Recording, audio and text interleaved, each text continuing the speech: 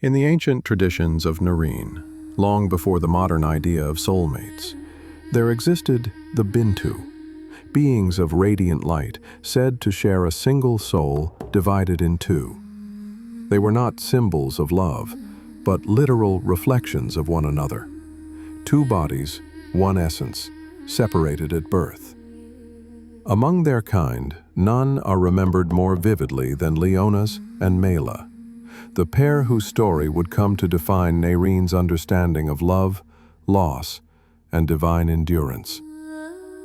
According to Nareenese mythology, the Bintu were creations of the old gods, deities believed to have existed long before the first gods of their pantheon. They were formed from the very light of the sun, given consciousness and form. Yet, in that act of creation, something fractured. Each Bintu split into two beings, distinct in body, yet bound by one soul. This division was viewed not as a gift, but as an imperfection of creation. The Bintu were destined to wander the world, forever aware of their incompleteness, drawn by an unspoken ache to find the other half that would make them whole. Of all the Bintu spoken of in Nareenese lore, Leonas and Mela stand apart. Leonas, known as the Sun Weaver, and Mela, his other half, are said to have searched for ages, centuries of longing that spanned entire civilizations. When they finally found each other, recognition was instant. Their souls reunited, merging as one, though their forms remained separate. For the first time since their creation, they were complete. Together, they made their home upon the island that would one day be known as Nareen.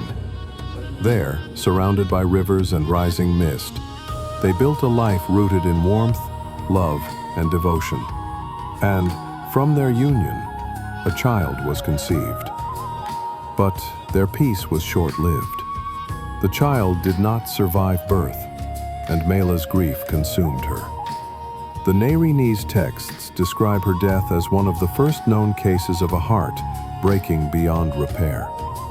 She had spent centuries searching for completeness, only to lose what made her whole. Leonas remained, his soul complete, yet his world empty. In time, the story of Leonas and Mela became woven into the fabric of Nareenese life. Leonas's spirit, it is said, never departed.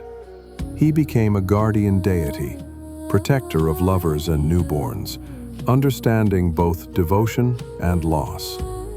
To honor him, couples hang seashell chimes between trees during festivals, believing the wind carries his blessing upon their union.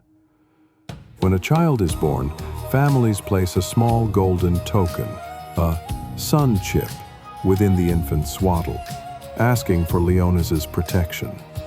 And on the child's first birthday, sun lilies are set upon windowsills in remembrance of Mela, the mother whose love and sorrow gave birth to a guardian god. These customs, passed through countless generations, continue among the Nareenese people today. The story of the Bintu carries a lesson older than any written text. Love, in Nareenese belief, is not safeguarded by fate. Even the divine may find their destined other, and still lose everything. Leonas's sanctity does not lie in perfection, but in perseverance. He is revered not because he found perfect love, but because he chose to keep loving after it was gone. And that, to the people of Nareen, is what it means for a soul to be sacred.